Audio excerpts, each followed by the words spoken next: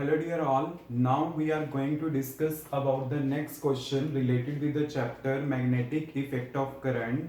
And ये question बहुत ज़्यादा इंपॉर्टेंट है और हमें इसको अच्छे से अंडरस्टैंड करना है क्योंकि इसमें सबसे बड़ी प्रॉब्लम्स क्या होती है इन टाइप से क्वेश्चन में. फर्स्टली वी शुड नो कि किस टाइप से हमने रूल को अप्लाई करना है एंड देन उसके अकॉर्डिंगली ही हमारा न्यूमेरिकल सॉल्व होगा. क्लियर. तो देखते हैं कि क्वेश्चन है क्या. A straight horizontal conducting rod of length 0.45 metre. एक रॉड है आपके पास जिसका लेंथ कितना है 0.45 मीटर एंड मास 60 ग्राम. इसका मास आपके पास गिवन है 60 gram and is suspended by two vertical wire at its ends. मतलब जैसे ये रॉड है इसका लेंथ आपके पास गिवन है 0.45 metre and it is suspended by the two vertical wires. Clear. A current of 5 ampere is set up in the rod through the wires. मतलब क्या है कि इस रॉड में करंट फ्लो कर रहा है जो कितने एम्पियर का है 5 एम्पियर का है. क्लियर. तो फर्स्ट आपके पास क्या है what magnetic field should be set up normal to the conductor in order that the tension in the wire is zero. मतलब आपने क्या करना है इस केस में मैग्नेटिक फील्ड फाइंड आउट करनी है कि कितनी एक्ट करेगी. Clear. Such that the tension in the wire is zero, कि टेंशन वायर में क्या हो जाए जीरो हो जाए. क्लियर. सबसे पहले मैं फर्स्ट पार्ट ही सॉल्व कर रहा हूं. अब देखिए ये मेरे पास रोड है जिसका लेंथ आपको गिवन है. आपको पता है कोई भी ऑब्जेक्ट अगर आप लेते हो तो उसका जो वेट होगा वो कैसे एक्ट करेगा वर्टिकली डाउनवर्ड. मतलब ये जो रोड है आपके पास इसका वेट कैसे एक्ट करेगा वर्टिकली डाउनवर्ड. क्लियर. और यहां पे ना इस क्वेश्चन में गिवन है keeping the magnetic field same and ignoring the mass of wires. आपने क्या करना है फील्ड को सेम रखना है और मास ऑफ वायर्स को क्या करना है इग्नोर करना है. क्लियर. तो देखिए आप कैसे इसको सॉल्व करोगे. वेट डाउनवर्ड एक्ट कर रहा है then according to Newton third law of motion according to every action there is equal and opposite reaction. तो अगर इसका वेट नीचे की साइड एक्ट कर रहा है तो टेंशन इसमें कैसे एक्ट करेगी अपोजिट साइड. T1 इसमें मैंने मान ली और T2 मेरे पास इसमें है क्योंकि आपको पता है कि वायर के केस में कौन सी फोर्स एक्ट करती है टेंशन एक्ट करेगी अपोजिट डायरेक्शन में. क्लियर. और आपने क्या करना है वायर्स का मासेस इंक्लूड नहीं करना अकॉर्डिंग टू द क्वेश्चन और G का वैल्यू क्या होता है 9.8 जो आपने लेना है. क्लियर. और जब भी स्टूडेंट आपके पास क्या हो क्वेश्चन में G का वैल्यू मेंशन हो तो आप ये चीज अंडरस्टैंड करना एट 12th लेवल. जब भी आपके पास G से रिलेटेड क्वेश्चन है ना मतलब वहां पे वेट इंक्लूड होगा और वेट मींस वो क्या होगी कोई ना कोई फोर्स से कंपनसेशन होगी उसकी. क्लियर. अब देखिए यहां पे मैग्नेटिक फील्ड क्रॉस से रिप्रेजेंट है मतलब मैग्नेटिक फील्ड का डायरेक्शन इस टाइप से है. क्लियर. और करंट इसमें ऐसे फ्लो कर रहा है then what will be the direction of the force acting on this conductor. तो उसके लिए मैं कौन सा रूल अप्लाई करूंगा Fleming left hand rule. Father mother children means force magnetic field current. Current इसमें ऐसे फ्लो कर रहा है मैग्नेटिक फील्ड ऐसे है तो फोर्स कैसे एक्ट करेगी इस टाइप से. मतलब करंट इस डायरेक्शन में तो मैंने फिक्स कर लिया मैग्नेटिक फील्ड ऐसे है तो फोर्स का डायरेक्शन क्या होगा मेरे पास अपवर्ड होगा. तो इस केस में जो फोर्स का डायरेक्शन है वो ये होगा let it be F. Clear. तो इसका मतलब T1 T2 ऊपर की साइड F भी ऊपर की साइड है और वेट मेरे पास नीचे की साइड है. अब आपके पास क्या है कि आपने ये लेके चलना है फर्स्ट पार्ट में in order that the tension in the wires is zero.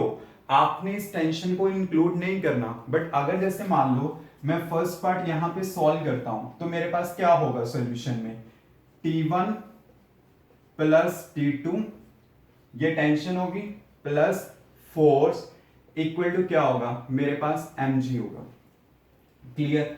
अब देखिए आपके पास T1 प्लस T2 ये कितना है जीरो क्योंकि फर्स्ट के accordingly tension in the wire क्या है जीरो तो मैंने इसे जीरो ले लेना है.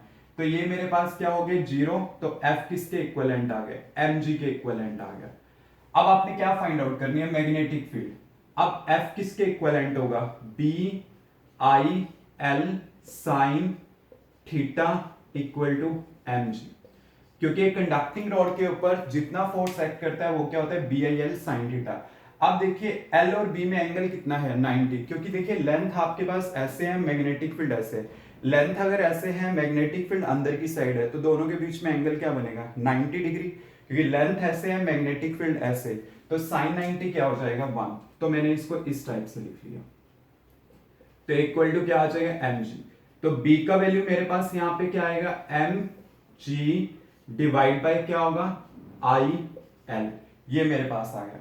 अब मैं इनका वैल्यू पुट कर लूंगा। मास आपके पास कितना गिवन है 60 ग्राम मास गिवन है, तो मैंने इसको किलोग्राम में चेंज कर लेना है 10⁻³ g का वैल्यू 9.8, करंट 5 एम्पियर फ्लो कर रहा है और लेंथ रोड का कितना है 0.45।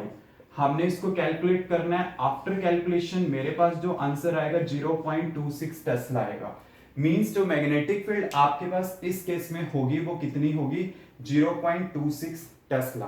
क्लियर। और यहां पे आप क्या कर रहे हो BIL को mg से इक्वेट कर रहे हो। क्लियर है, कोई डाउट इसमें? अब देखिए आपके पास क्या है, जो सेकंड पार्ट है उसमें क्या है, what will be the total tension in the wire if the direction of the current is reversed। आपने क्या करना है, फाइंड आउट करना है टोटल टेंशन, मतलब T1 प्लस T2 आपने फाइंड आउट करना है कि टोटल सम क्या होगा अगर आप करंट का डायरेक्शन रिवर्स कर दो। देखो एक सिंपल सी बात है, अगर मैं करंट का डायरेक्शन रॉड में रिवर्स कर देता हूं तो आपके पास क्या होगा, यहां पे जो फोर्स है उसका डायरेक्शन भी रिवर्स हो जाएगा। वेट तो वर्टिकली डाउनवर्ड एक्ट करेगा बट फोर्स का डायरेक्शन रिवर्स हो जाएगा। मैं चेक करता हूं कि कैसे।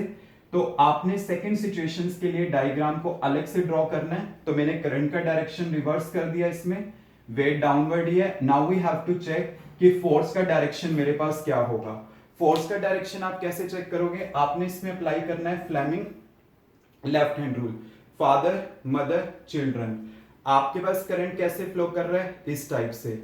मैग्नेटिक फील्ड कैसे है आपके पास, अंदर की side. Now you will see कि फोर्स इस टाइप से, कि आपके पास करंट ऐसे फ्लो कर रहा है, ठीक है, और आपके पास मैग्नेटिक फील्ड इस टाइप से है। देन फोर्स कैसे एक्ट करेगी, वर्टिकली डाउनवर्ड। तो मैंने यहाँ पे फोर्स का डायरेक्शन क्या लेना है, वर्टिकली डाउनवर्ड। तो इस केस में मेरे पास जो फोर्स का डायरेक्शन आएगा वो इस टाइप से आ जाएगा। और वैसे एक सिंपल सा सिचुएशन है, अगर करंट आपके पास रिवर्स डायरेक्शन में फ्लो करता है तो इसका मतलब क्या होता है, फोर्स का डायरेक्शन हमारे पास रिवर्स हो जाता है। तो अब आप देख सकते हो T1 plus T2 opposite direction में, और ये दोनों मेरे पास अब इससे अपोजिट है T1 प्लस T2 के। तो देखिए मैं क्या करूंगा यहाँ पे, तो बी पार्ट में आपके पास एक तरह से है क्या, T1 प्लस T2, जो टोटल टेंशन है वो किसके इक्विवेलेंट होगी, F प्लस mg।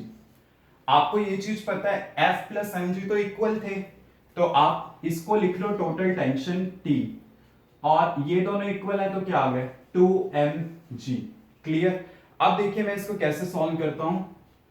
2 मास, मास मेरे पास कितना है 0 पॉइंट, ऐसे कर लो 60 है ना, तो इसको मैं ऐसे लिखता हूं कि ज्यादा कैलकुलेशन की जरूरत ही नहीं है। और g का वैल्यू मुझे पता है कितना है 9.8। इसको मैंने सॉल्व करना है, और जब मैं इसकी कैलकुलेशन करता हूं देन मेरे पास आता है 1.176 न्यूटन। तो ये मेरे पास क्या आ जाएगा, टेंशन आ जाएगा। मतलब इस टाइप के न्यूमेरिकल आपके पास एग्जाम में आए हुए हैं, आपको ये सॉल्व करना आना चाहिए। किया जस्ट कुछ नहीं है, यू शुड नो कि फ्लेमिंग लेफ्ट हैंड रूल को कैसे अप्लाई करना है। अगर आपको वो अप्लाई करना आता है तभी आप क्या कर सकते हो, उसके अकॉर्डिंगली फोर्सेस का सब्ट्रैक्शन कर सकते हो, एडिशन कर सकते हो, and then you will be able to calculate your answer.